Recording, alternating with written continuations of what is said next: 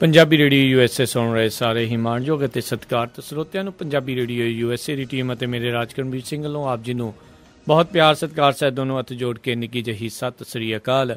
ਸਭ ਨੂੰ ਜੀ ਆਇਆਂ ਨੂੰ ਆਖਦੇ ਹਾਂ। ਸਰੋਤੇ ਪ੍ਰੋਗਰਾਮ ਖਬਰ 'ਤੇ ਨਜ਼ਰ ਲੈ ਕੇ ਹਾਜ਼ਰ ਹਾਂ, ਜਿਸ ਦੇ ਵਿੱਚ ਅੱਜ ਦੇ ਦਿਨ ਅਸੀਂ ਤੁਹਾਡੀ ਗੱਲਬਾਤ ਕਰਾਉਂਦੇ ਹਾਂ ਸੁਸ਼ੀਲ ਦਸਾਂਝ ਹੋਣਾ ਦੇ ਨਾਲ। ਅਤੇ ਸੁਸ਼ੀਲ ਜੀ ਸਾਡੇ ਨਾਲ ਜੁੜਦੇ ਨੇ ਚੰਡੀਗੜ੍ਹ ਸਟੂਡੀਓਜ਼ ਦੇ ਵਿੱਚੋਂ। ਅਤੇ ਸੁਸ਼ੀਲ ਜੀ ਆਪ ਜੀ ਨੂੰ ਜੀ ਆਇਆਂ ਨੂੰ ਸਤਿ ਸ੍ਰੀ ਅਕਾਲ ਹੈ ਜੀ। ਬਹੁਤ ਬਹੁਤ ਮਿਹਰਬਾਨੀ ਰਾਜਕਰਮਵੀਰ ਸਿੰਘ ਜੀ ਤੇ ਪੰਜਾਬੀ ਰੇਡੀਓ USA ਦੇ ਸਾਰੇ ਸਰੋਤਿਆਂ ਨੂੰ ਵੀ ਸੁਸ਼ੀਲ ਦਸਾਂਝ ਦੀ ਪਿਆਰ ਭਰੀ ਸਤਿ ਸ੍ਰੀ ਅਕਾਲ, ਆਦਾਬ ਤੇ ਨਮਸਕਾਰ। ਪਰ ਦੋਸਤੋ, ਖਬਰ ਤੇ ਨਜ਼ਰ ਪ੍ਰੋਗਰਾਮ ਦੇ ਵਿੱਚ ਅਸੀਂ ਤੁਹਾਡੇ ਰੂਬਰੂ ਹੋ ਰਹੇ ਹਾਂ। ਖਬਰ ਤੇ ਨਜ਼ਰ ਪ੍ਰੋਗਰਾਮ 'ਚ ਜਿੱਦਾਂ ਪ੍ਰੋਗਰਾਮ ਦਾ ਨਾਂ ਹੀ ਹੈ, ਕੇਵਲ ਖਬਰ ਨਹੀਂ ਦੇਖਦੇ ਅਸੀਂ, ਖਬਰ ਤੇ ਖਬਰ ਦੇ ਹੇਠਾਂ ਬੈਠੇ ਸੱਚ ਤੇ ਵੀ ਨਜ਼ਰ ਰੱਖਦੇ ਹਾਂ ਤੇ ਤੁਹਾਡੇ ਤੱਕ ਪਹੁੰਚਾਉਣ ਦਾ ਯਤਨ ਕਰਦੇ ਹਾਂ। ਅੱਜ ਜਿਸ ਵਕਤ ਆਪਾਂ ਗੱਲ ਕਰ ਰਹੇ ਹਾਂ, ਹਰਿਆਣੇ ਦੇ ਵਿੱਚ ਵੋਟਾਂ ਪੈ ਰਹੀਆਂ ਨੇ, ਮਹਾਰਾਸ਼ਟਰ ਦੇ ਵਿੱਚ ਵੀ ਵੋਟਾਂ ਪੈ ਰਹੀਆਂ ਨੇ। ਕੌਣ ਮਹਾਰਾਸ਼ਟਰ ਦੇ ਵਿੱਚ ਸੱਤਾ ਸੰਭਾਲੇਗਾ ਤੇ ਕੌਣ ਹਰਿਆਣੇ 'ਚ, ਇਹ ਸਾਰੀਆਂ ਗੱਲਾਂ ਜਿਹੜੀਆਂ ਅੱਜ ਆਪਾਂ ਕਰਾਂਗੇ, ਨਾਲ ਨਾਲ ਦੇਸ਼ ਦੀ ਬਾਕੀ ਸਿਆਸਤ ਦੀਆਂ ਗੱਲਾਂ ਵੀ ਕਰਾਂਗੇ। ਤੇ ਇਸ ਕਰਕੇ ਅੱਜ ਦੇ ਪ੍ਰੋਗਰਾਮ ਦੇ ਸ਼ੁਰੂ 'ਚ ਹੀ ਅਸੀਂ ਚੋਣਾਂ ਤੋਂ ਗੱਲ ਸ਼ੁਰੂ ਕਰਾਂਗੇ ਤੇ ਗੱਲਬਾਤ ਦਾ ਸਿਲਸਿਲਾ ਰਾਜਕਰਮਵੀਰ ਜੀ ਸ਼ੁਰੂ ਕਰਨਗੇ ਜੀ। ਬਿਲਕੁਲ। ਤੇ ਪ੍ਰੋਗਰਾਮ ਸ਼ੁਰੂ ਕਰਨ ਤੋਂ ਪਹਿਲਾਂ ਆਪਣੇ ਸਪਾਂਸਰਜ਼ ਉਹਨਾਂ ਦਾ ਧੰਨਵਾਦ ਕਰਨਾ ਚਾਹੁੰਦੇ ਹਾਂ, ਜਿਨ੍ਹਾਂ ਨੇ ਕਿ ਪ੍ਰੋਗਰਾਮ ਖਬਰ ਤੇ ਨਜ਼ਰ ਉਸ ਨੂੰ ਸਪਾਂਸਰ ਕੀਤਾ ਆ। ਰਣਜੀਤ ਸਿੰਘ ਜੀ ਲੇਕਵੁੱਡ ਨਿਊ ਜਰਸੀ ਤੋਂ, ਕਰਮਪਾਲ ਸਿੰਘ ਜੀ ਜਸਜੀਤ ਕੌਰ ਜੀ ਕਲੋਵਿਸ ਤੋਂ, ਕੁਲਵੰਤ ਸਿੰਘ ਜੀ ਨਰਿੰਦਰ ਕੌਰ ਜੀ ਨਿਊਯਾਰਕ ਤੋਂ, ਜੋ ਟਰੱਕ ਐਂਡ ਟਾਇਰ ਵੈਸਲੇ ਤੋਂ, ਅਤੇ ਖਾਲਸਾ ਇੰਸ਼ੋਰੈਂਸ ਏਜੰਸੀ ਵਾਲੇ ਜੋ ਕਿ ਹੁਣ ਓਬਾਮਾ ਕੇਅਰ ਦੀਆਂ ਜਿਹੜੀਆਂ ਐਪਲੀਕੇਸ਼ਨਾਂ ਆ ਉਹ ਜਿਹੜੇ ਜੀ ਭਰਨਗੇ, ਜਿਨ੍ਹਾਂ ਨੇ ਰੀਨਿਊ ਕਰਵਾਉਣੀਆਂ ਉਹ ਇਹਨਾਂ ਤੋਂ ਕਰਵਾ ਸਕਦੇ ਨੇ। ਉਹਨਾਂ ਦਾ ਨੰਬਰ 408-272-2500। ਸੋ ਇਹਨਾਂ ਸਾਰਿਆਂ ਦਾ ਅਸੀਂ ਬਹੁਤ ਬਹੁਤ ਧੰਨਵਾਦ ਕਰਦੇ ਹਾਂ। ਅਤੇ ਆਪਣੀ ਜਿਹੜੀ ਗੱਲਬਾਤ ਦਾ ਸਿਲਸਿਲਾ ਜਿੱਦਾਂ ਸ਼ੁਰੂ ਕਰਦੇ ਹਾਂ, ਜਿੱਦਾਂ ਤੁਸੀਂ ਵੀ ਦੱਸਿਆ, ਹਰਿਆਣੇ ਦੇ ਵਿੱਚ ਜਿਹੜਾ ਚੋਣਾਂ ਆ ਉਹ ਅੱਜ ਪੈ ਰਹੀਆਂ ਨੇ। ਸੋ ਜ਼ਰੂਰ ਦੱਸੋ ਕੀ ਸਥਿਤੀ ਹੈਗੀ ਆ, ਕੌਣ ਕਿਹੜੇ ਪਾਸੇ ਨੂੰ ਜਿਹੜੀ ਸੱਤਾ ਆ ਉਹ ਜਾ ਸਕਦੀ ਆ। ਹਰਿਆਣਾ ਦੇ ਵਿੱਚ ਵੋਟਾਂ ਪੈਣ ਦਾ ਕੰਮ ਚੱਲ ਪਿਆ। ਜਿਹੜਾ ਚੋਣਾਂ ਤੋਂ ਪਹਿਲਾਂ ਦਾ ਜਿਹੜਾ ਪ੍ਰਚਾਰ ਸੀ ਬੜਾ ਧੂਆਂਧਾਰ ਰਿਹਾ। ਲਗਭਗ ਸਾਰੀਆਂ ਪਾਰਟੀਆਂ ਨੇ ਆਪਣੇ ਆਪਣੇ ਉਮੀਦਵਾਰਾਂ ਦੇ ਪੱਖ ਦੇ ਵਿੱਚ ਪ੍ਰਚਾਰ ਕੀਤਾ। ਪਹਿਲੀ ਵਾਰ ਹੈ ਕਿ ਪ੍ਰਧਾਨ ਮੰਤਰੀ ਨੇ ਕਿਸੇ ਸੂਬੇ 'ਚ ਆ ਕੇ ਮਹਾਰਾਸ਼ਟਰ ਤੋਂ ਬਾਅਦ ਸਭ ਤੋਂ ਵੱਧ ਜੇ ਚੋਣ ਰੈਲੀਆਂ ਕੀਤੀਆਂ ਤੇ ਹਰਿਆਣਾ 11 ਚੋਣ ਰੈਲੀਆਂ ਮਹਾਰਾਸ਼ਟਰ ਦੇ ਵਿੱਚ ਆਪਣੇ ਹਰਿਆਣੇ ਦੇ ਵਿੱਚ ਕੀਤੀਆਂ ਪ੍ਰਧਾਨ ਮੰਤਰੀ ਨਰਿੰਦਰ ਮੋਦੀ ਨੇ।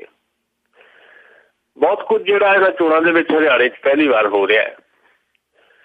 ਪ੍ਰਧਾਨ ਮੰਤਰੀ ਨੇ ਪਹਿਲੀ ਵਾਰ 11 ਚੋਣ ਰੈਲੀਆਂ ਕੀਤੀਆਂ। ਪਹਿਲੀ ਵਾਰ ਹਰਿਆਣੇ ਦੇ ਵਿੱਚ ਵੋਟਾਂ ਪਾਉਣ ਵਾਲੇ ਜਿਹੜੇ ਲੋਕ ਹੈ ਉਹਨਾਂ ਵਾਸਤੇ ਇੱਕ ਬਦਲ ਰਹੇਗਾ। ਜੇ ਕੋਈ ਵੀ ਉਮੀਦਵਾਰ ਉਹਨਾਂ ਨੂੰ ਪਸੰਦ ਨਹੀਂ ਤਾਂ ਉਹ ਨੋਟਾਂ ਦਾ ਇਸਤੇਮਾਲ ਕਰ ਸਕਦੇ ਹੈ।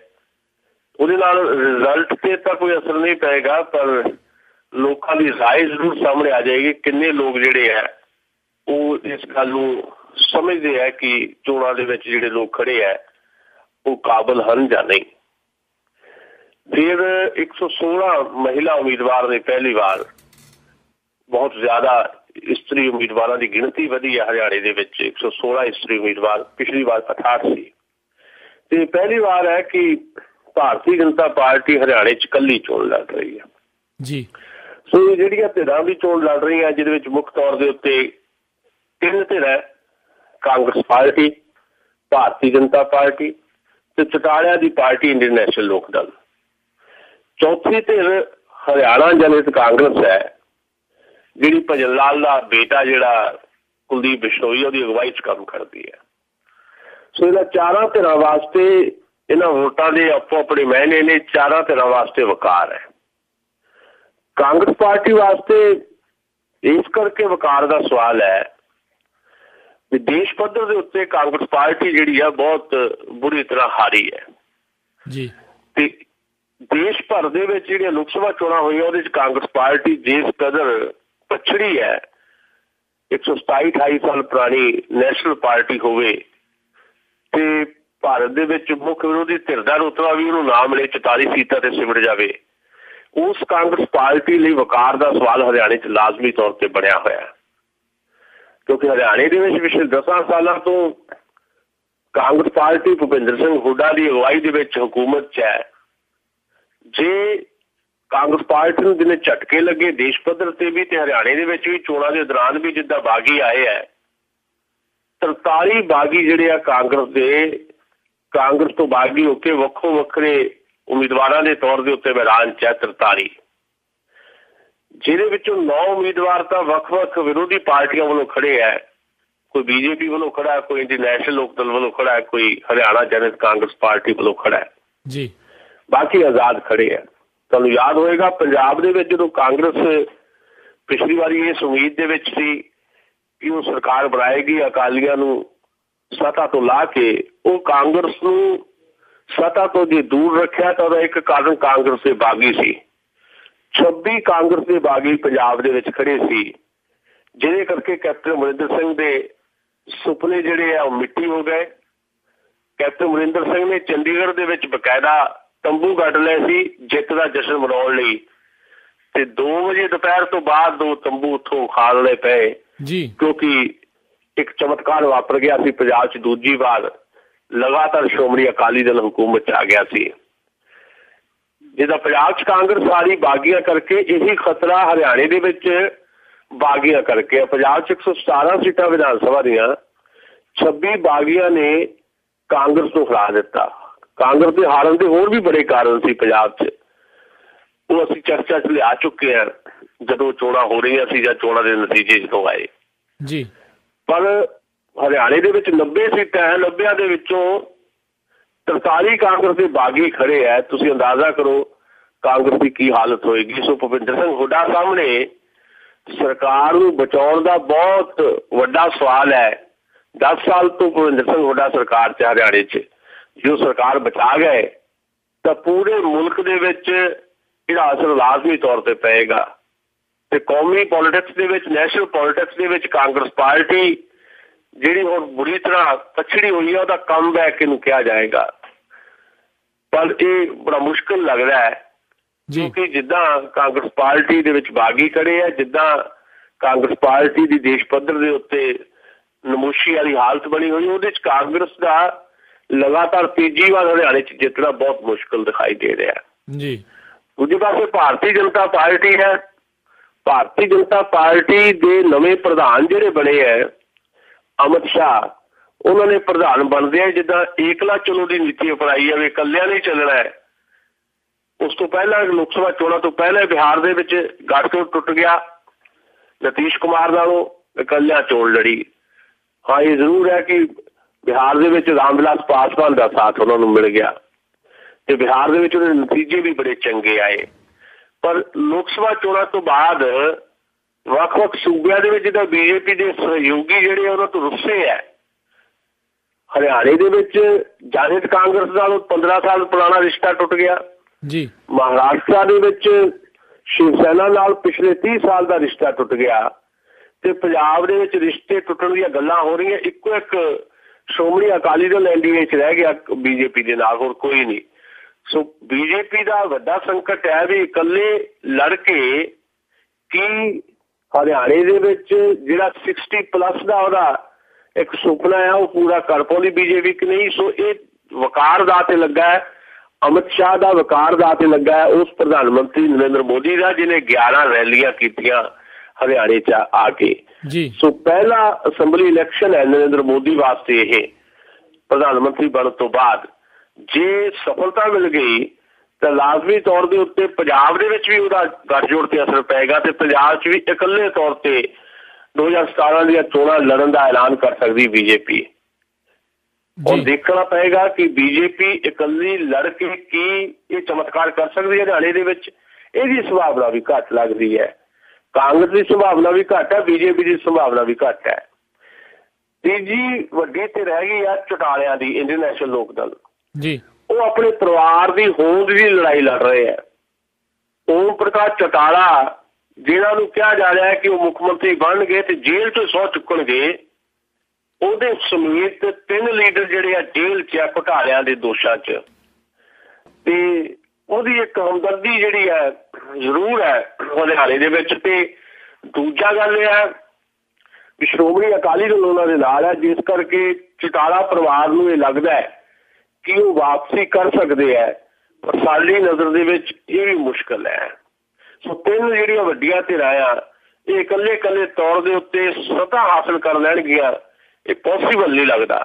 ਚੌਥੀ ਧਿਰ ਜਿਹੜੀ ਆ ਹਰਿਆਣਾ ਜਨ ਕਾਂਗਰਸੀ ਹੈ, ਚੌਧਰੀ ਭਜਨ ਲਾਲ ਕਾਂਗਰਸ ਪਾਰਟੀ ਦੇ ਵੱਡੇ ਲੀਡਰ ਰਹੇ ਹੈ ਤੇ ਕਾਂਗਰਸ ਤੋਂ ਟੁੱਟ ਕੇ ਹੀ ਭਜਨ ਲਾਲ ਨੇ ਬਣਾਈ ਸੀ ਹਰਿਆਣਾ ਜਨਹਿਤ ਕਾਂਗਰਸ। ਅੱਜ ਭਜਨ ਲਾਲ ਜਿਹੜੇ ਜਿਉਂਦੇ ਨੇ, ਉਹਨਾਂ ਦਾ ਪਰਿਵਾਰ ਜਿਹੜਾ ਆ ਕੁਲਦੀਪ ਬਿਸ਼ਨੋਈ ਦੀ ਅਗਵਾਈ ਦੇ ਵਿੱਚ, ਨਾਲ ਉਹਦਾ ਭਰਾ ਚੰਦਰਮੋਹਨ ਹੈ। ਚੰਦਰਮੋਹਨ ਨੂੰ ਤੁਸੀਂ ਯਾਦ ਕਰੋ ਕਿ ਉਹ ਚੰਦਰਮੋਹਨ ਹੈ ਜਿਹੜਾ ਹਰਿਆਣਾ ਜਨਹਿਤ ਕਾਂਗਰਸ ਹੋਣ ਦੇ ਬਾਵਜੂਦ ਵੀ ਕਾਂਗਰਸ ਪਾਰਟੀ ਦੀ ਸਰਕਾਰ ਚ ਭੁਪਿੰਦਰ ਸਿੰਘ ਹੁੱਡਾ ਦੇ ਨਾਲ ਕਿਸੇ ਵੇਲੇ ਹਰਿਆਣੇ ਦਾ ਉਪ ਮੁੱਖ ਮੰਤਰੀ ਰਿਹਾ ਜੀ। ਤੇ ਇਹ ਉਹ ਚੰਦਰਮੋਹਨ ਹੈ ਜਿਹੜਾ ਬਾਅਦ ਵਿੱਚ ਚੰਦਰਮੋਹਨ ਤੋਂ ਚਾਂਦ ਬਣ ਗਿਆ।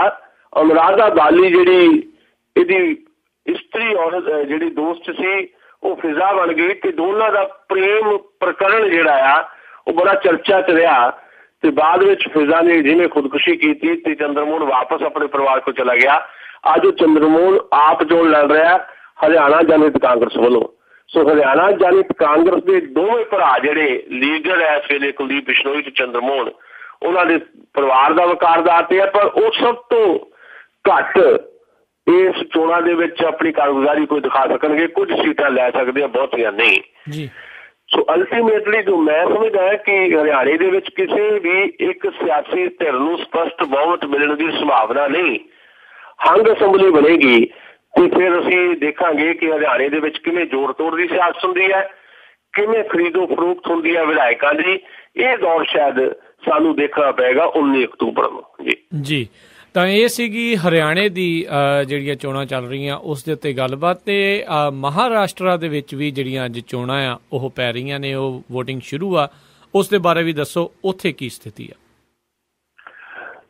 ਮੈਨੂੰ ਲੱਗਦਾ ਕਿ ਮਹਾਰਾਸ਼ਟਰ ਦੇ ਵਿੱਚ 288 ਸੀਟਾਂ ਹੈ, ਵੱਡਾ ਸੂਬਾ ਹੈ ਤੇ ਮਹਾਰਾਸ਼ਟਰ ਦੇ ਵਿੱਚ ਵੀ ਹਰਿਆਣੇ ਤੋਂ ਕੋਈ ਬਹੁਤੀ ਵੱਖਰੀ ਸਥਿਤੀ ਨਹੀਂ ਹੈ ਜੀ।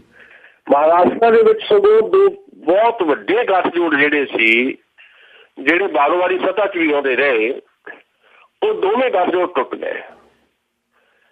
ਮਹਾਰਾਸ਼ਟਰ ਦੇ ਵਿੱਚ ਰਾਸ਼ਟਰਵਾਦੀ ਕਾਂਗਰਸ ਪਾਰਟੀ ਤੇ ਕਾਂਗਰਸ ਪਾਰਟੀ ਦੀ ਸਰਕਾਰ ਹੈ। ਪਿਛਲੇ ਦਿਨਾਂ ਦੇ ਵਿੱਚ ਉਹਨਾਂ ਦਾ ਗੱਠਜੋੜ ਟੁੱਟਿਆ ਤੇ ਉੱਥੋਂ ਦੇ ਮੁੱਖ ਮੰਤਰੀ ਨੇ ਰਿਜ਼ਾਈਨ ਕਰ ਦਿੱਤਾ। ਹੁਣ ਉਹ ਕਾਰਜਕਾਰੀ ਮੁੱਖ ਮੰਤਰੀ ਨੇ ਜੀ। ਸੋ ਕਾਂਗਰਸ ਤੇ ਰਾਸ਼ਟਰਵਾਦੀ ਕਾਂਗਰਸ ਪਾਰਟੀ ਵੱਖਰੀ ਚੋਣ ਲੜ ਰਹੀ ਆ। ਹੁਣ ਉਹ ਆਪੋ ਆਪਣੀ ਲੜਾਈ ਲੜ ਰਹੇ ਆ। ਏਦਾਂ ਹੀ ਉਹਨਾਂ ਦਾ ਵਿਰੋਧੀ ਗੱਠਜੋੜ ਜਿਹੜਾ ਆ 30 ਸਾਲ ਪੁਰਾਣਾ ਗੱਠਜੋੜ ਸੀ ਸ਼ਿਵ ਸੈਨਾ ਤੇ ਭਾਰਤੀ ਜਨਤਾ ਪਾਰਟੀ ਦਾ, ਉਹ ਗੱਠਜੋੜ ਵੀ ਟੁੱਟ ਗਿਆ।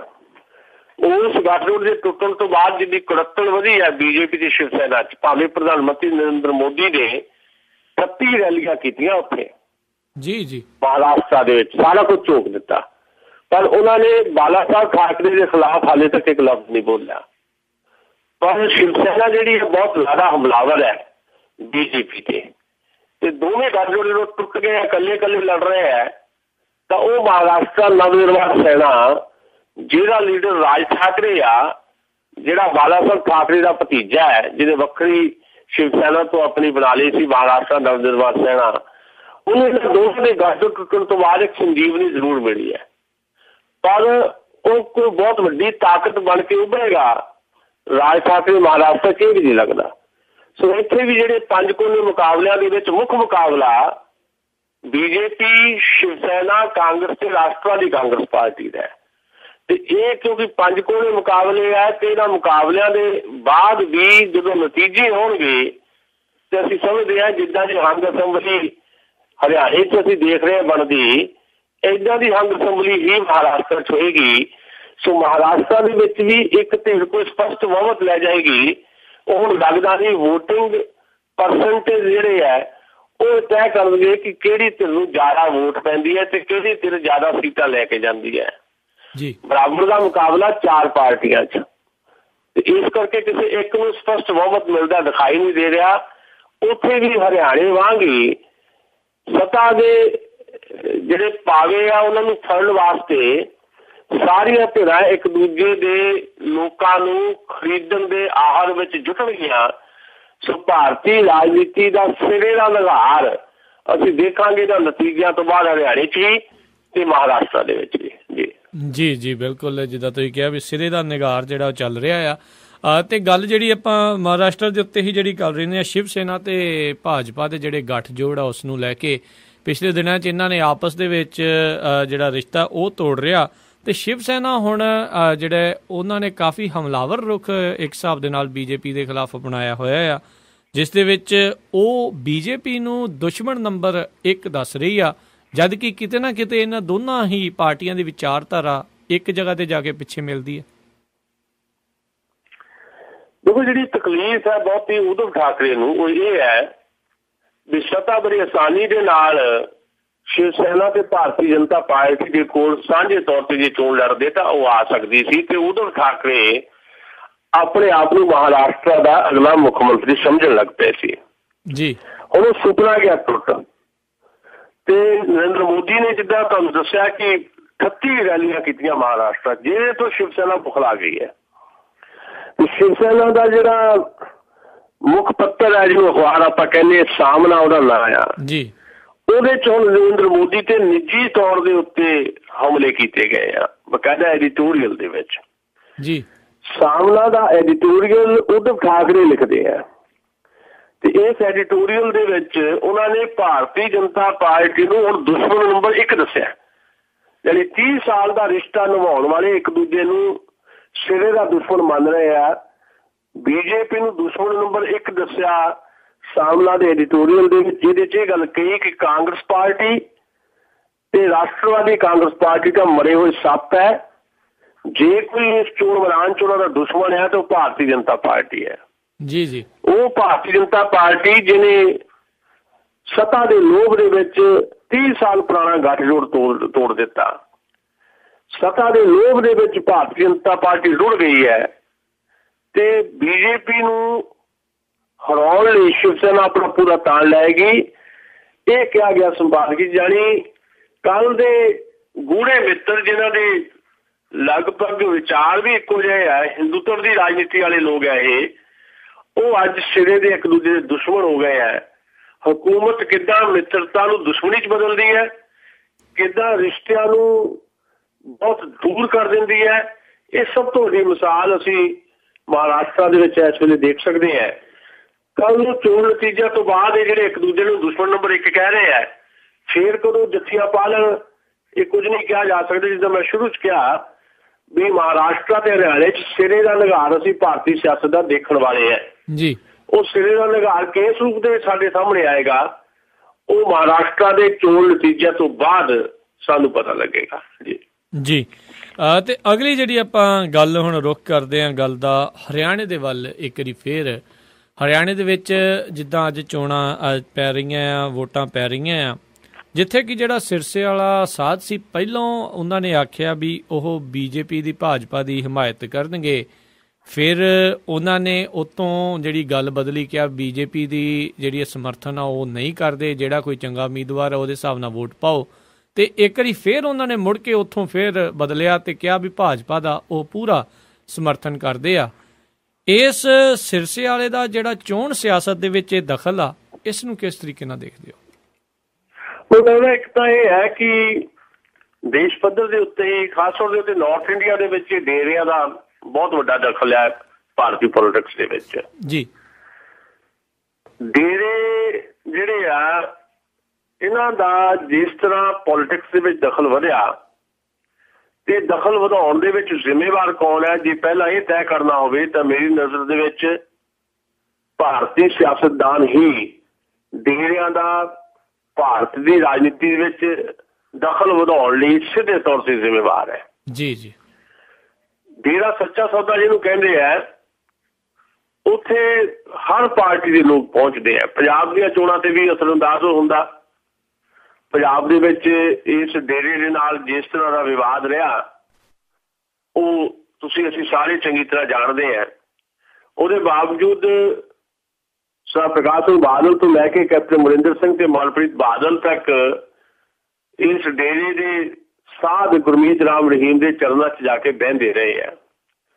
ਹਰਿਆਣੇ ਦੇ ਵਿੱਚ ਵੀ ਦਿਖਾਈ ਦਿੱਤਾ। ਹਰਿਆਣੇ ਦੇ ਵਿੱਚ ਕੋਈ ਪਾਰਟੀ ਨਹੀਂ ਜਿਹੜੀ ਇਸ ਡੇਰੇ ਤੇ ਨਾ ਗਈ ਹੋਵੇ ਤੇ ਸੋ ਕਾਲ ਆਸ਼ੀਰਵਾਦ ਉੱਤੋਂ ਨਾ ਲਿਆ ਹੋਵੇ। ਜਿਹੜਾ ਡੇਰਾ ਇਹਦੀ ਆਪਣੀ ਸਮਝ ਹੈ, ਇਸੇ ਕਰਕੇ ਇਹਨਾਂ ਨੇ, ਕਿਉਂਕਿ ਪੋਲੀਟੀਕਲ ਆਪਣਾ ਵਿੰਗ ਵੀ ਬਣਾਇਆ ਹੋਇਆ।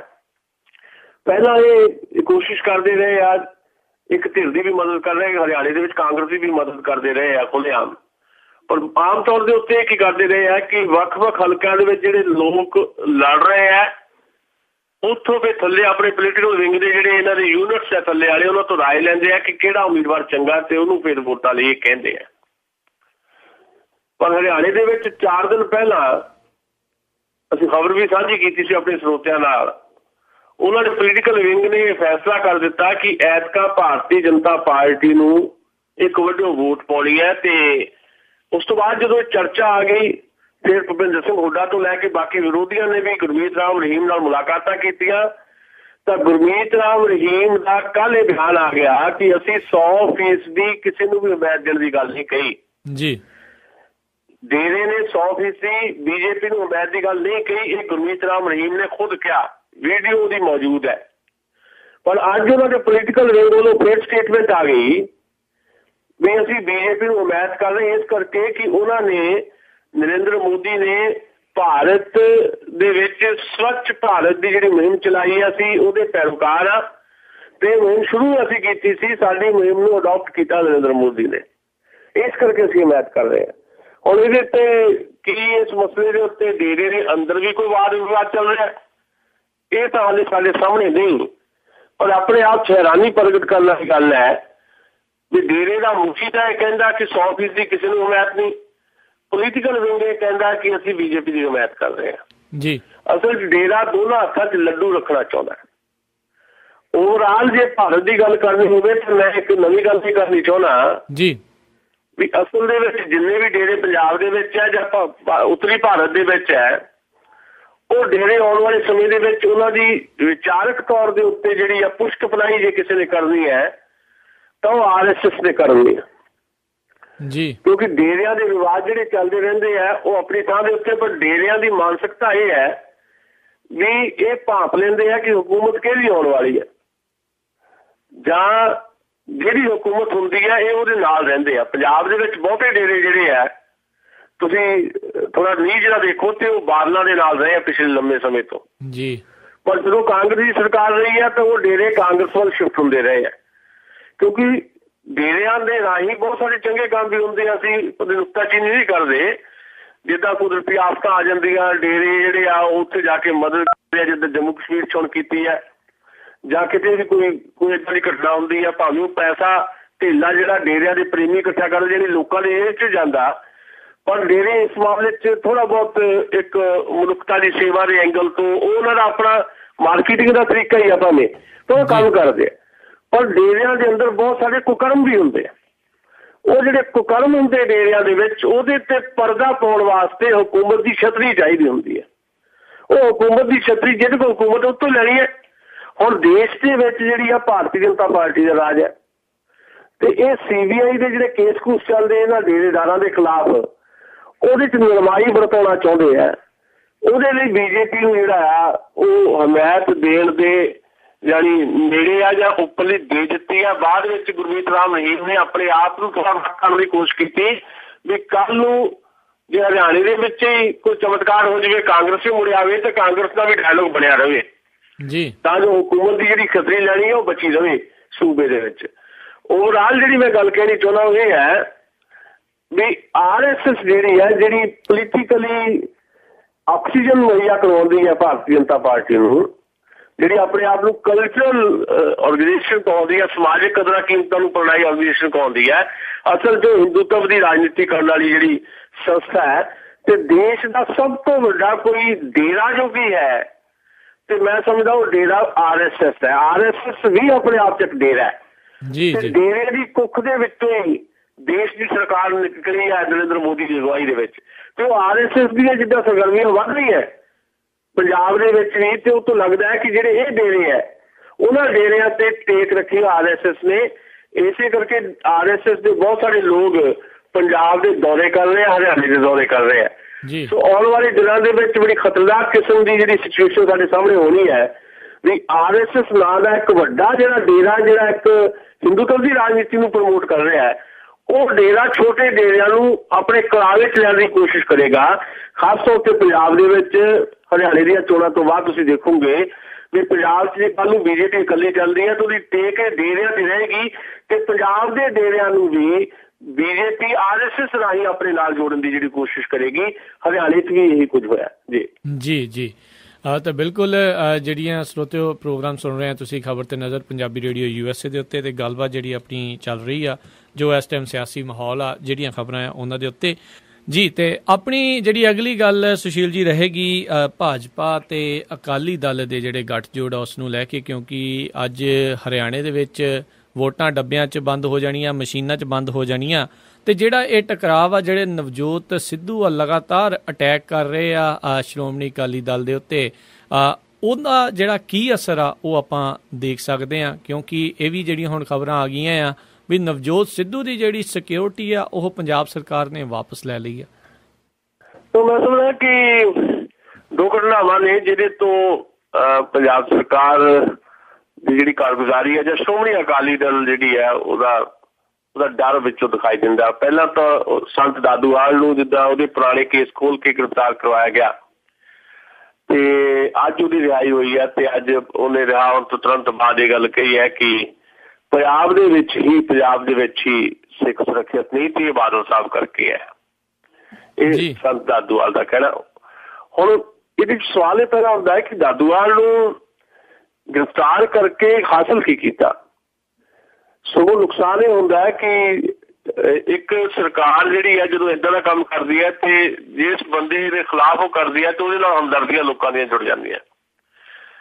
ਹਰਿਆਣੇ ਦੀ ਵੱਖਰੀ ਕਮੇਟੀ ਦੇ ਵਿੱਚ ਦਾਦੂ ਨੂੰ ਲਿਆ ਗਿਆ ਤੇ ਉਸ ਤੋਂ ਬਾਅਦ ਉਹਦੇ ਤੇ ਇਸ ਤਰ੍ਹਾਂ ਦਾ ਜਿਹੜਾ ਸ਼ਿਕੰਜਾ ਕੱਸਿਆ ਗਿਆ ਪੰਜਾਬ ਸਰਕਾਰ ਵੱਲੋਂ, ਤੇ ਬਾਅਦ 'ਚ ਇੱਦਾਂ ਦੀ ਖਬਰ ਵੀ ਆਈ ਕਿ ਉਹਨਾਂ ਨੇ ਹਰਿਆਣੇ ਦੀ ਕਮੇਟੀ ਤੋਂ ਰਿਜ਼ਾਈਨ ਕਰ ਦਿੱਤਾ। ਪਰ ਅੱਜ ਸੰਤ ਦਾਦੂਵਾਲ ਨੇ ਸਪਸ਼ਟ ਕਹਿ ਦਿੱਤਾ ਕਿ ਮੈਂ ਕੋਈ ਰਿਜ਼ਾਈਨ ਉੱਥੋਂ ਨਹੀਂ ਦਿੱਤਾ, ਵੀ ਮੇਰੇ ਨਾਲ ਜੋ ਕੁਝ ਵੀ ਹੋਇਆ ਉਹ ਇਸ ਕਰਕੇ ਕੀਤਾ ਗਿਆ ਕਿ ਮੈਂ ਉੱਥੇ ਵੱਖਰੀ ਕਮੇਟੀ ਦੇ ਹੱਕ 'ਚ ਸੀ।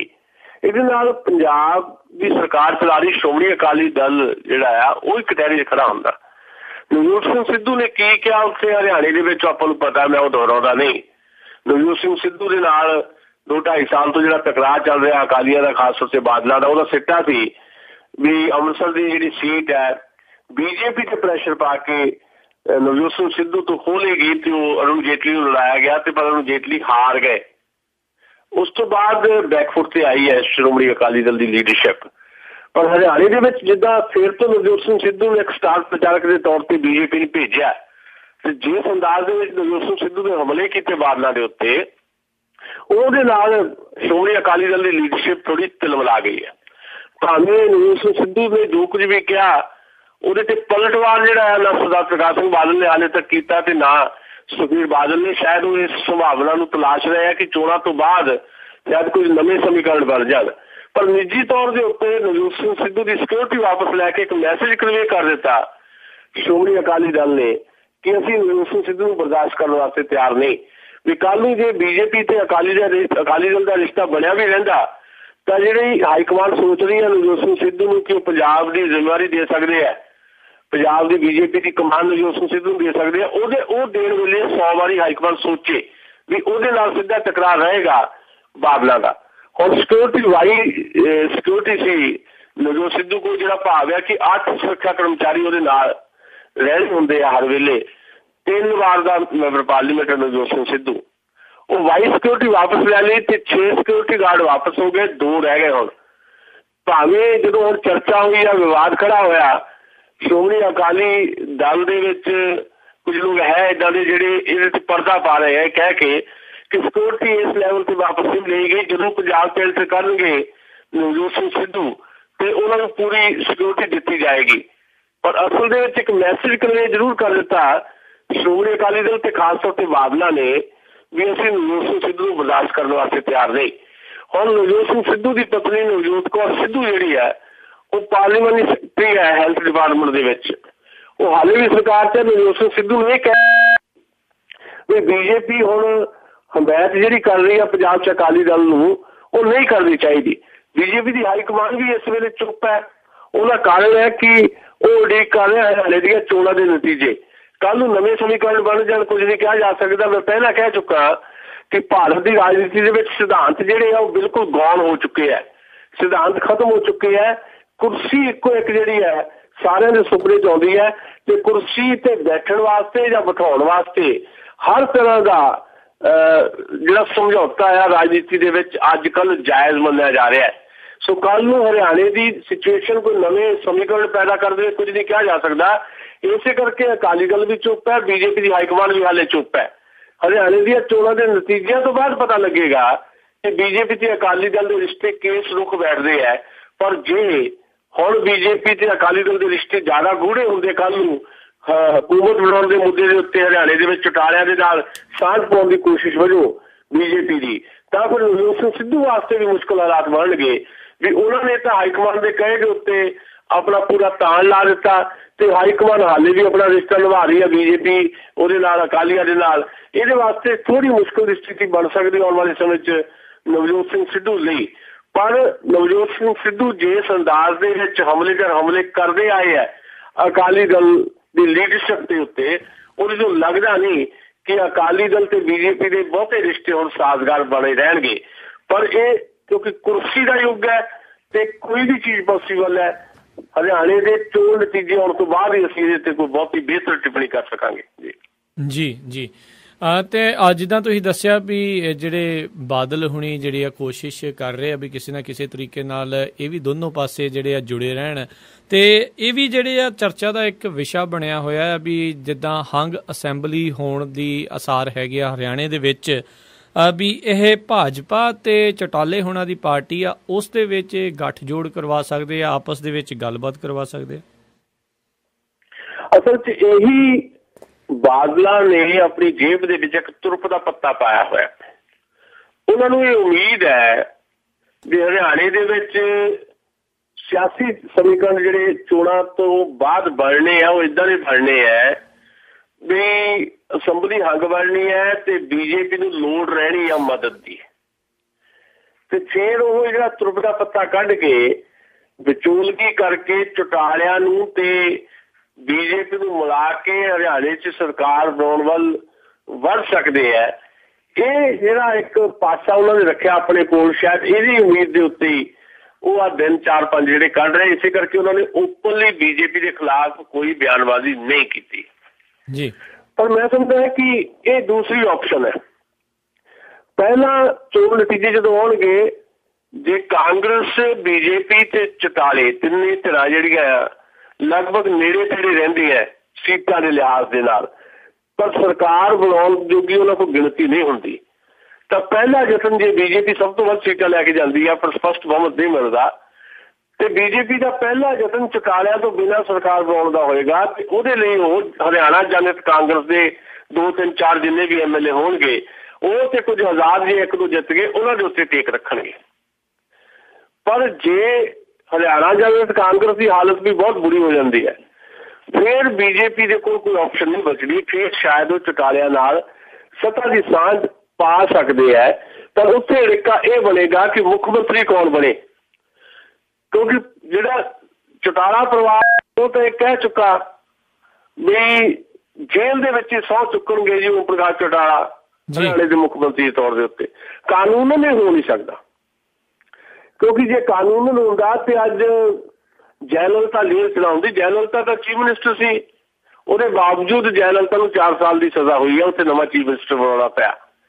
ਕਾਨੂੰਨ ਵੱਡੀ ਅੜਚਨ ਬਣੇਗਾ, ਪਰ ਹਕੂਮਤ ਦੇ ਵਿੱਚ ਵੱਡੀ ਹਿੱਸੇਦਾਰੀ ਲੈ ਕੇ ਚੁਟਾਲੇ ਕਾਂਗਰਸ ਨੂੰ ਦੂਰ ਰੱਖਣ ਵਾਸਤੇ ਬੀਜੇਪੀ ਦਾ ਜਾ ਸਕਦੇ, ਤੇ ਬੀਜੇਪੀ ਵੀ ਕਾਂਗਰਸ ਨੂੰ ਦੂਰ ਰੱਖਣ ਦੇ ਲੌਜਿਕ ਦੇ ਨਾਲ ਚੁਟਾਲਿਆਂ ਨਾਲ ਰਲ ਸਕਦੀ ਹੈ। ਤੇ ਅਕਾਲੀਆਂ ਨੂੰ ਇਹ ਸ਼ਾਇਦ ਇੱਕੋ ਇੱਕ ਜਿਹੜਾ ਆਕਸੀਜਨ ਦਿਖਾਈ ਦੇ ਰਹੀ ਹੈ ਜਿਹਦੇ ਆਸਰੇ ਅਕਾਲੀ ਬੀਜੇਪੀ ਗੱਠਜੋੜ ਪੰਜਾਬ 'ਚ ਵੀ ਬਚ ਸਕਦਾ ਹੈ ਜੀ। ਇਹੀ ਇੱਕੋ ਇੱਕ ਹੈ ਆਪਸ਼ਨ।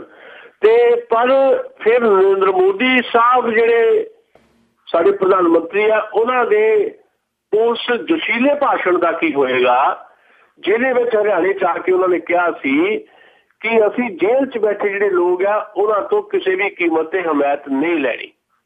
ਪਰ ਜਿੱਦਾਂ ਮੈਂ ਕਿਹਾ ਕਿ ਭਾਰਤੀ ਸਿਆਸਤ ਦੇ ਨਿਗਾਰ ਜਿਹੜੇ ਅੱਜ ਅਸੀਂ ਦੇਖ ਰਹੇ ਹਾਂ, ਉਹ ਨਿਗਾਰ ਕੋਈ ਅਗਲੇ ਨਿਗਾਰ ਅਸੀਂ ਆਉਣ ਵਾਲੇ ਦਿਨਾਂ ਦੇ ਵਿੱਚ ਦੇਖਣੇ ਹੈ।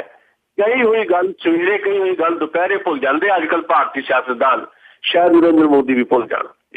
ਜੀ ਬਿਲਕੁਲ। ਤੇ ਅਗਲੀ ਜਿਹੜੀ ਆਪਾਂ ਹੁਣ ਗੱਲ ਕਰਦੇ ਹਾਂ ਪੰਜਾਬ ਦੇ ਵਿੱਚ ਕਾਂਗਰਸ ਨੂੰ ਲੈ ਕੇ, ਕਾਂਗਰਸ ਦੇ ਹਾਲਾਤਾਂ ਨੂੰ ਲੈ ਕੇ, ਜਿੱਦਾਂ ਆਪਾਂ ਸੁਣ ਹੀ ਰਹੇ ਹਾਂ, ਦੇਖ ਵੀ ਰਹੇ ਹਾਂ, ਪ੍ਰਤਾਪ ਸਿੰਘ ਬਾਜਵਾ ਜੋ ਕਿ ਕਾਂਗਰਸ ਦੇ ਇੱਥੇ ਪ੍ਰਧਾਨ ਨੇ, ਉਹਨਾਂ ਨੂੰ ਇੱਕ ਹਿਸਾਬ ਦੇ ਨਾਲ ਗੁੱਠੇ ਲਾਇਆ ਹੋਇਆ ਆ। ਤੇ ਕਿਤੇ ਨਾ ਕਿਤੇ ਇਹ ਲੱਗ ਰਿਹਾ ਵੀ ਹੁਣ ਜਦੋਂ ਰਾਹੁਲ ਗਾਂਧੀ ਜਿਹੜੇ ਇੱਥੇ ਆ ਰਹੇ ਨੇ, ਉਹ ਜਿਹੜੇ ਆ ਇਹਨਾਂ ਦੇ ਲਈ ਸੰਜੀਵਨੀ ਬੂਟੀ ਦਾ ਕੰਮ ਕਰ ਸਕਦੇ ਆ। ਕੀ ਚੱਲ ਰਿਹਾ ਆ ਕਾਂਗਰਸ ਦੇ ਖੇਮੇ ਦੇ ਵਿੱਚ? ਕਾਂਗਰਸ ਦੇ ਵਿੱਚ ਪੰਜਾਬ ਦੇ ਵਿੱਚ ਬੈਕਫੁੱਟ ਤੇ ਆ ਕਾਂਗਰਸ। ਤੁਹਾਨੂੰ ਪਤਾ ਹੀ ਹੈ ਕਿ ਕਾਂਗਰਸ ਦੀ ਹਾਲਤ ਬਹੁਤੀ ਚੰਗੀ ਨਹੀਂ, ਦੇਸ਼ ਵਿੱਚ ਵੀ, ਪੰਜਾਬ ਵਿੱਚ ਵੀ, ਸਾਰੇ ਸੂਬਿਆਂ ਦੇ ਵਿੱਚ ਵੀ ਜੀ। ਪਰ ਪੰਜਾਬ ਦੇ ਵਿੱਚ ਜਿਹੜੀ ਪਿਛਲੇ ਕੁਝ ਸਮੇਂ ਦੇ ਉੱਤੋਂ ਜਿਸ ਤਰ੍ਹਾਂ ਦੀ ਸਿਆਸੀ ਤੌਰ ਦੇ ਉੱਤੇ ਕਾਂਗਰਸ ਪਾਰਟੀ ਦੇ ਅੰਦਰ ਹੀ ਜਿਹੜੀ ਹੈ ਇੱਕ ਚੌਧਰ ਦੀ ਲੜਾਈ ਚੱਲੀ ਹੈ, ਉਹਦੇ ਵਿੱਚ ਪਿਛਲੇ 2-2.5 ਮਹੀਨੇ 'ਚ ਜਿੱਦਾਂ ਪ੍ਰਤਾਪ ਸਿੰਘ ਬਾਜਵਾ ਜਿਹੜੇ ਹੈ ਉਹ ਬਿਲਕੁਲ ਏਦਾਂ ਮਹਿਸੂਸ ਹੋ ਜਾ ਰਹੇ ਨੇ ਵੀ ਉਹ ਬਹੁਤ ਖੂੰਜੇ ਲੱਗ ਗਏ ਨੇ ਪ੍ਰਧਾਨ ਹੋਣ ਦੇ ਬਾਵਜੂਦ, ਤੇ ਕੈਪਟਨ ਅਮਰਿੰਦਰ ਸਿੰਘ ਦੀ ਚੜ੍ਹਤ ਹੈ ਜੀ। ਉਹ ਘਟਨਾਵਾਂ ਅਸੀਂ ਤੁਹਾਡੇ ਨਾਲ ਸਾਂਝੀਆਂ ਕਰ ਚੁੱਕੇ ਹਾਂ ਕਿ ਕਿਵੇਂ ਇੱਕ ਲੰਚ ਆਰਗੇਨਾਈਜ਼ ਕੀਤਾ ਗਿਆ ਬੀਬੀ ਪ੍ਰਨੀਤ ਕੌਰ ਦੇ 100 ਚੱਕ ਸਮਾਗਮ ਵਾਲੇ ਦਿਨ, ਤੇ ਉੱਥੇ ਪ੍ਰਤਾਪ ਸਿੰਘ ਬਾਜਵਾ ਨੂੰ ਨਹੀਂ ਬੁਲਾਇਆ ਗਿਆ। ਪੰਜਾਬ ਕਾਂਗਰਸ ਦੀ ਸਾਰੀ ਲੀਡਰਸ਼ਿਪ ਉੱਥੇ ਹਾਜ਼ਰ ਸੀ। ਚੁਣੇ ਹੋਏ 44 ਵਿਧਾਇਕਾਂ ਤੋਂ 36 ਵਿਧਾਇਕ ਵੀ ਉੱਥੇ ਸੀ, ਸਾਬਕਾ 45 ਵਿਧਾਇਕ ਵੀ ਸੀ। ਕੈਪਟਨ ਅਮਰਿੰਦਰ ਨੇ ਉਦੋਂ ਕਿਹਾ ਵੀ ਪ੍ਰਤਾਪ ਸਿੰਘ ਬਾਜਵਾ ਨਾਲ ਨਾ ਮੇਰੀ ਦੋਸਤੀ ਹੈ, ਨਾ ਉਹ MLA ਹੈ, ਇਸ ਕਰਕੇ ਉਹਨਾਂ ਨੂੰ ਨਹੀਂ ਬੁਲਾਇਆ ਗਿਆ। ਫਿਰ ਬੀਬੀ ਭੱਠਲ ਦੇ ਨਾਲ ਜਿਹਦਾ ਤਾਲਮੇਲ ਵਧਿਆ ਕੈਪਟਨ ਅਮਰਿੰਦਰ ਦਾ, ਬੀਬੀ ਭੱਠਲ ਦੇ ਜਨਮ ਦਿਨ ਤੇ ਸਪੈਸ਼ਲੀ ਕੈਪਟਨ ਅਮਰਿੰਦਰ ਗਏ, ਤੇ ਇਸ ਚੱਲ ਪਈ ਵੀ ਪੰਜਾਬ ਦੇ ਵਿੱਚ ਕਾਂਗਰਸ ਪਾਰਟੀ ਦੀ ਅੰਦਰੂਨੀ ਜਿਹੜੀ ਸਿਆਸਤ ਹੈ ਉਹਦੇ 'ਚ ਕੈਪਟਨ ਅਮਰਿੰਦਰ ਸਿੰਘ ਨੇ ਮਾਤ ਦੇ ਦਿੱਤੀ ਹੈ ਪ੍ਰਤਾਪ ਸਿੰਘ ਬਾਜਵੇ ਨੂੰ ਜੀ। ਇਹਨਾਂ ਦਿਨਾਂ 'ਚ ਹੋਇਆ ਇਹ ਕਿ ਜਿਹੜੇ ਕੋ ਇੰਚਾਰਜ ਲਾਏ ਗਏ ਨੇ, ਆਲਰੇਡੀ ਦੇ ਕਾਂਗਰਸ ਦੇ ਸੈਕਟਰੀ ਨੇ ਹਰੀਸ਼ ਚੌਧਰੀ ਪੰਜਾਬ ਦੇ ਕੋ ਇੰਚਾਰਜ ਹੈ, ਸ਼ਕੀਲ ਅਹਿਮਦ ਇੰਚਾਰਜ ਹੈ। ਕੈਪਟਨ ਅਮਰਿੰਦਰ ਨੇ ਹਰੀਸ਼ ਚੌਧਰੀ ਦੇ ਖਿਲਾਫ ਵੀ ਬਿਆਨ ਦੇ ਦਿੱਤਾ ਸੀ, ਜਿਹਦੇ ਤੋਂ ਬਾਅਦ ਹਰੀਸ਼ ਚੌਧਰੀ ਵੱਲੋਂ ਉਚੇਚਾ ਯਤਨ ਕਰਕੇ ਰਾਹੁਲ ਗਾਂਧੀ ਦਾ ਪੰਜਾਬ ਦਾ ਇੱਕ ਦੌਰਾ ਕੱਲ੍ਹ ਦਾ, ਜਿਹੜੀ 16 ਅਕਤੂਬਰ ਦਾ ਜਿਹੜਾ ਡਿਜ਼ਾਈਨ ਕਰਵਾਇਆ ਗਿਆ, ਕਿਹਾ ਇਹ ਜਾ ਰਿਹਾ ਕਿ ਉਹ ਪ੍ਰਤਾਪ ਸਿੰਘ ਬਾਜਵਾ ਲਈ ਸੰਜੀਵਨੀ ਦਾ ਕੰਮ ਕਰੇਗਾ। ਰਾਹੁਲ ਗਾਂਧੀ ਦਾ ਉਹ ਦੌਰਾ ਜੀ ਵੀ ਕੈਪਟਨ ਅਮਰਿੰਦਰ ਦੀ ਇੰਨੀ ਚੜ੍ਹਾਈ ਦੇ ਬਾਵਜੂਦ ਵੀ ਹਾਈਕਮਾਨ ਰਾਹੁਲ ਗਾਂਧੀ ਰਾਹੀਂ ਪ੍ਰਤਾਪ ਸਿੰਘ ਬਾਜਵਾ ਨੂੰ ਹਾਲੇ ਬਚਾਏਗੀ। ਪ੍ਰਤਾਪ ਸਿੰਘ ਬਾਜਵਾ ਹੀ ਕਾਂਗਰਸ ਦੇ ਪ੍ਰਧਾਨ ਰਹਿਣਗੇ, ਚਰਚਾ ਹੈ। ਬਾਕੀ ਕੱਲ ਕਿਉਂਕਿ ਉਹਨਾਂ ਨੇ ਮੀਟਿੰਗਾਂ ਲੈਣੀਆਂ, ਬਹੁਤ ਸਾਰੀਆਂ ਬਲਾਕ ਲੈਵਲ ਤੱਕ ਵੀ ਲੈਣੀਆਂ, ਕੱਲ ਕੌਣ ਰਾਹੁਲ ਗਾਂਧੀ ਦੀ ਮੀਟਿੰਗ 'ਚ ਆਉਂਦਾ ਤੇ ਉਸ ਤੋਂ ਬਾਅਦ ਕਿੱਦਾਂ ਦੇ ਰਿਐਕਸ਼ਨ ਆਉਂਦੇ ਆ, ਕੈਪਟਨ ਅਮਰਿੰਦਰ ਸਿੰਘ ਦਾ ਸਟੈਂਡ ਕੀ ਰਹਿੰਦਾ ਕੱਲ ਦੀਆਂ ਮੀਟਿੰਗਾਂ ਤੋਂ ਬਾਅਦ, ਇਹ ਤੈਅ ਕਰੇਗਾ ਕਿ ਪੰਜਾਬ ਦੇ ਵਿੱਚ ਕਾਂਗਰਸ ਪਾਰਟੀ ਦੀ ਅੰਦਰੂਨੀ ਧੜੇਬਾਜ਼ੀ ਏਦਾਂ ਚੱਲਦੀ ਰਹੇਗੀ ਜਾਂ ਰਾਹੁਲ ਗਾਂਧੀ ਦੇ ਆਉਣ ਦੇ ਨਾਲ ਕੁਝ ਏਕਤਾ ਦਾ ਫਾਰਮੂਲਾ ਵੀ ਨਿਕਲ ਸਕਦਾ ਹੈ। ਇਹ ਸਾਰਾ ਯਾਨੀ 24 ਘੰਟੇ ਦੇ ਅੰਦਰ ਪਿਆ 24 ਘੰਟੇ ਦਾ ਜਿਹੜਾ ਭਵਿੱਖ ਹੈ ਪੰਜਾਬ ਦੇ ਵਿੱਚ ਕਾਂਗਰਸ ਦੀ ਸਿਆਸਤ ਵਾਸਤੇ ਬਹੁਤ ਜ਼ਿਆਦਾ ਅਹਿਮ ਮੰਨਿਆ ਜਾ ਰਿਹਾ ਇਸ ਐਂਗਲ ਤੋਂ ਜੀ। ਤੇ ਅਗਲੀ ਜਿਹੜੀ ਆਪਾਂ ਗੱਲ ਕਰਦੇ ਹਾਂ, ਜਿਹੜੇ ਭਾਰਤ ਅਤੇ ਪਾਕਿਸਤਾਨ ਦੇ ਦਰਮਿਆਨ ਲਗਾਤਾਰ ਜਿਹੜੀ ਗੋਲੀਬਾਰੀ ਆ ਉਹ ਚੱਲ ਰਹੀ ਆ, ਜਿਸ ਦੇ ਵਿੱਚ ਆਪਾਂ ਇਹ ਵੀ ਜਿਹੜਾ ਕਈਆਂ ਦਾ ਮੰਨਣਾ ਹੈ ਵੀ ਅੰਦਰੂਨੀ ਹਾਲਾਤ ਜਿਹੜੇ ਦੋਨਾਂ ਦੇਸ਼ਾਂ ਦੇ ਵਿੱਚ ਆ, ਉਸ ਕਰਕੇ ਵੀ ਕਿਤੇ ਨਾ ਕਿਤੇ ਇਹ ਕਾਰਨ ਬਣ ਰਿਹਾ। ਇੱਕ ਪਾਸੇ ਚੋਣਾਂ ਆ ਭਾਰਤ ਦੇ ਵਿੱਚ, ਤੇ ਦੂਜੇ ਪਾਸੇ ਇਮਰਾਨ ਖਾਨ ਤੇ ਕਾਦਰੀ ਹੁਣੀ ਜਿਹੜੇ ਆ ਉੱਥੇ ਅੰਦਰ ਧਰਨਿਆਂ ਦੇ ਉੱਤੇ ਬੈਠੇ ਹੋਏ ਆ ਪਾਕਿਸਤਾਨ ਦੇ ਵਿੱਚ, ਤੇ ਇਸ ਕਰਕੇ ਇਹ ਦੋਨੋਂ ਸਰਕਾਰਾਂ ਕਿਤੇ ਨਾ ਕਿਤੇ ਆਪਸ 'ਚ ਗੋਲੀਬਾਰੀ ਕਰ ਰਹੀਆਂ ਵੀ ਲੋਕਾਂ ਦਾ ਧਿਆਨ ਜਿਹੜਾ ਹੋਰ ਪਾਸੇ ਨੂੰ ਜਾਵੇ। ਤੇ ਨਾਲ ਹੀ ਜਿਹੜੀ ਆ ਪਾਕਿਸਤਾਨ ਨੇ ਇੱਕ UN ਦੇ ਵਿੱਚ ਗੁਹਾਰ ਲਾਈ ਸੀਗੀ ਵੀ ਸਾਡੇ ਖਿਲਾਫ ਜਿਹੜੀ ਗੋਲੀਬਾਰੀ ਆ ਉਹ ਬੰਦ ਕੀਤੀ ਜਾਵੇ ਭਾਰਤ ਵੱਲੋਂ, ਪਰ UN ਨੇ ਉਹਨਾਂ ਦੀ ਨਾ ਸੁਣੀ ਤੇ ਉਹਨਾਂ ਨੂੰ ਵਾਪਸ ਘੱਲ ਦਿੱਤਾ ਆ। ਕੀ ਹੈਗਾ ਇਸ ਪੂਰੀ ਖਬਰ ਦੇ ਪਿੱਛੇ?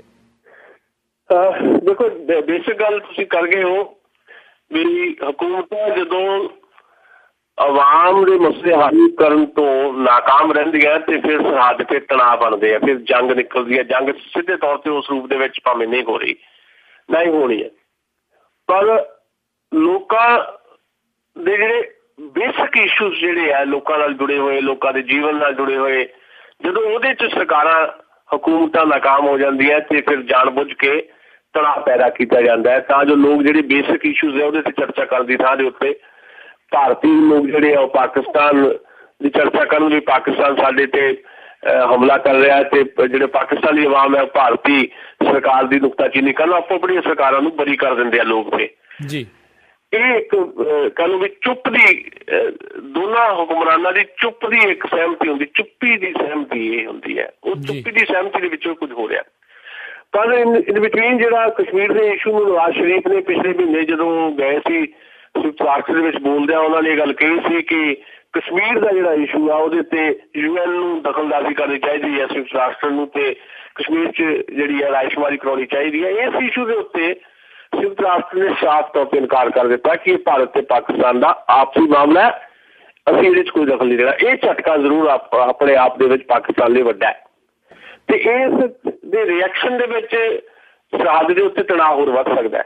ਪਰ ਚੰਗੀ ਗੱਲ ਇਹ ਹੈ ਕਿ ਭਾਰਤ ਤੇ ਪਾਕਿਸਤਾਨ ਦੀ ਜਿਹੜੀ ਹਕੂਮਤ ਆ, ਦੋਨੋਂ ਹਕੂਮਤਾਂ ਸਮਝ ਲੈਣ ਵੀ ਕਸ਼ਮੀਰ ਦਾ ਇਸ਼ੂ ਸੱਚਮੁੱਚ ਹੀ ਬੜਾ ਇੰਪੋਰਟੈਂਟ ਹੈ। ਕਸ਼ਮੀਰ ਦੇ ਇਸ਼ੂ ਨੂੰ ਸੁਲਝਾਏ ਬਿਨਾਂ ਦੋਨਾਂ ਮੁਲਕਾਂ ਦੇ ਜਿਹੜੇ ਸੰਬੰਧ ਹੈ ਉਹ ਬਿਲਕੁਲ ਆਮ ਨਹੀਂ ਹੋ ਸਕਦੇ। ਕੁਝ ਸਮੇਂ ਵਾਸਤੇ ਤੁਹਾਨੂੰ ਲੱਗੂਗਾ ਆਮ ਹੈ, ਮੁੜ ਕੇ ਫਿਰ ਭੜਕਾਉਣ ਵਾਲੀਆਂ ਜਿਹੜੀਆਂ ਹਾਲਤਾਂ ਬਣ ਜਾਂਦੀਆਂ।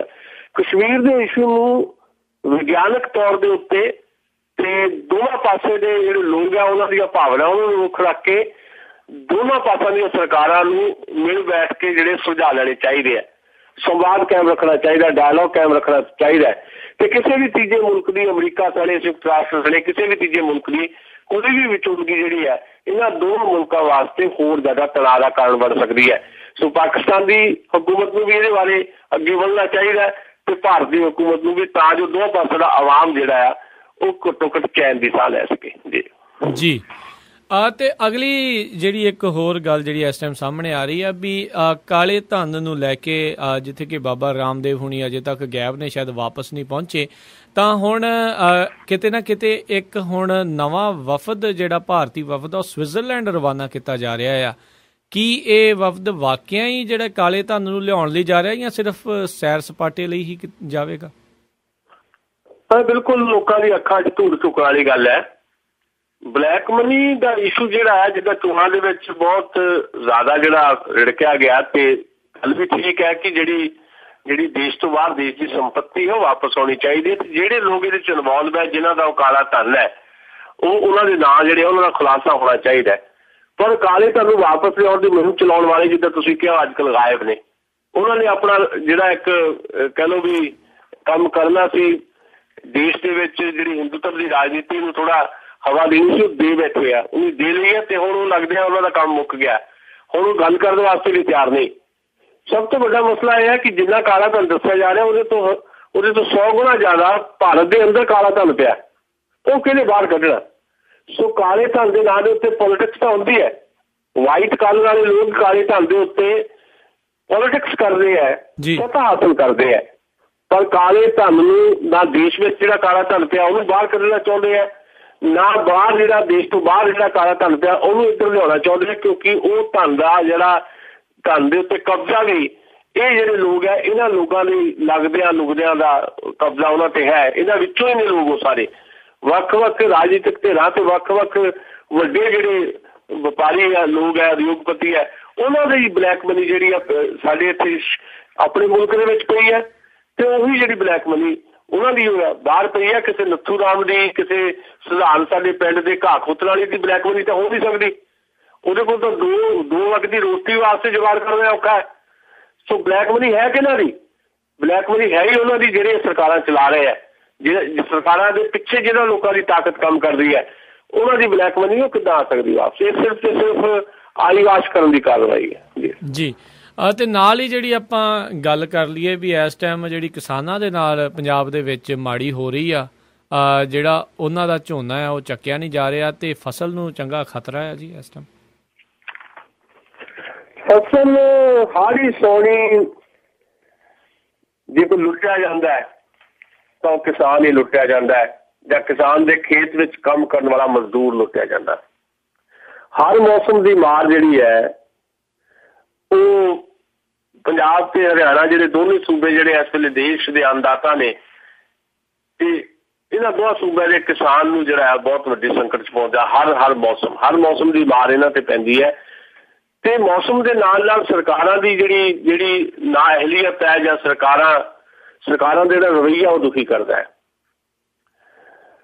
ਮੈਨੂੰ ਜੇ ਯਾਦ ਆ ਜਾਵੇ ਤਾਂ ਮੇਰੀ ਗਜ਼ਲ ਦਾ ਇੱਕ ਸ਼ੇਰ ਹੈ, ਇੱਕ ਐਸਾ ਮੌਸਮੀ ਦੰਭ ਹੈ ਜਮਾ ਸਰਕਾਰ ਦੇ ਵਾਂਗੂ, ਕਿਤੇ ਹੜ ਰੁੜ ਗਿਆ ਸਭ ਕੁਝ, ਕਿਤੇ ਜਲ ਥਲ ਨਹੀਂ ਹੁੰਦਾ। ਜਿੱਦਾਂ ਮੌਸਮ ਕਰਦਾ ਹੈ ਏਦਾਂ ਲੱਗਦਾ ਹੈ ਵੀ ਸਰਕਾਰ ਜੋ ਕਰ ਰਹੀ ਹੈ ਮੌਸਮ ਵੀ ਉਹਦੇ ਪਿੱਛੇ ਪਿੱਛੇ ਚੱਲ ਰਿਹਾ ਹੈ। ਆਹ 2 ਦਿਨਾਂ ਦੇ ਵਿੱਚ ਮੀਂਹ ਪਿਆ, ਸੰਗਰੂਰ, ਮੁਕਤਸਰ, ਮੋਹਾਲੀ, ਉਧਰ ਅੰਬਾਲਾ, ਕਰਨਾਲ, ਪਾਣੀਪਤ ਦੀਆਂ ਮੰਡੀਆਂ 'ਚ ਅਨਾਜ ਸਹਾਰਾ ਭਿੱਜ ਗਿਆ। ਅਨਾਜ ਪਹਿਲੇ ਨਹੀਂ ਚੱਕਿਆ ਜਾ ਰਿਹਾ। ਕਿਸਾਨਾਂ ਦੀ ਮਿਹਨਤ ਜਿਹੜੀ ਹੈ ਪਹਿਲੇ ਲੁੱਟੀ ਜਾ ਰਹੀ ਹੈ ਮੰਡੀਆਂ 'ਚ। ਏਜੰਸੀਆਂ ਨਹੀਂ ਹੈ, ਪ੍ਰਾਈਵੇਟ ਜਿਹੜੇ ਵਪਾਰੀ ਉਹਨਾਂ ਦੇ ਸਪੁਰਦ ਕਰ ਦਿੱਤੀ ਗਈ ਹੈ ਕਿਸਾਨੀ, ਤੇ ਕਿਸਾਨ ਜਿਹੜਾ ਪਹਿਲੇ ਦੁਖੀ ਹੈ ਤੇ ਕਿਸਾਨ ਦੇ ਦੁੱਖ ਹੋਰ ਵੱਧ ਗਏ ਨੇ ਜਿਹੜਾ ਇਹਨਾਂ 2 ਦਿਨਾਂ ਦੇ ਵਿੱਚ ਭਾਰੀ ਮੀਂਹ ਪਿਆ। ਤੇ ਸਰਕਾਰ ਨੂੰ ਤੁਰੰਤ ਸਿਰੇ ਤੇ ਕਦਮ ਚੁੱਕਣੇ ਚਾਹੀਦੇ ਹੈ। ਪੰਜਾਬ ਦੀਆਂ ਕਿਸਾਨ ਜਥੇਬੰਦੀਆਂ ਤੇ 17 ਜਥੇਬੰਦੀਆਂ ਇਸ ਇਸ਼ੂ ਦੇ ਉੱਤੇ ਬਕਾਇਦਾ ਇੱਕ ਲੜਨ ਦੀ ਤਿਆਰੀ ਕਰ ਰਹੀ ਹੈ। ਹਰ ਵਾਰ ਕਿਸਾਨੀ ਨੂੰ ਸੜਕਾਂ ਤੇ ਉਤਰਨਾ ਪੈਂਦਾ ਆਪਣੀ ਫਸਲ ਦਾ ਮੁੱਲ ਲੈਣ ਵਾਸਤੇ, ਆਪਣੀ ਫਸਲ ਨੂੰ ਚੁਕਵਾਉਣ ਵਾਸਤੇ। ਇਸੇ ਕਰਕੇ ਜਿਹੜੀ ਸਾਡੀ ਖੇਤੀ ਹੈ, ਜਿਹੜੀ ਰੀੜ੍ਹ ਦੀ ਹੱਡੀ ਹੈ ਸਾਡੀ, ਉਹ ਰੀੜ੍ਹ ਦੀ ਹੱਡੀ ਸਾਡੀ ਕਮਜ਼ੋਰ ਹੁੰਦੀ ਜਾ ਰਹੀ ਹੈ। ਸਾਡੀਆਂ ਜ਼ਮੀਨਾਂ ਮਲਟੀਨੈਸ਼ਨਲ ਕੰਪਨੀਆਂ ਨੂੰ ਦਿੱਤੀਆਂ ਜਾ ਰਹੀਆਂ, ਕਿਸਾਨਾਂ ਨੂੰ ਖੇਤਾਂ ਤੋਂ ਬਾਹਰ ਕੱਢਿਆ ਜਾ ਰਿਹਾ।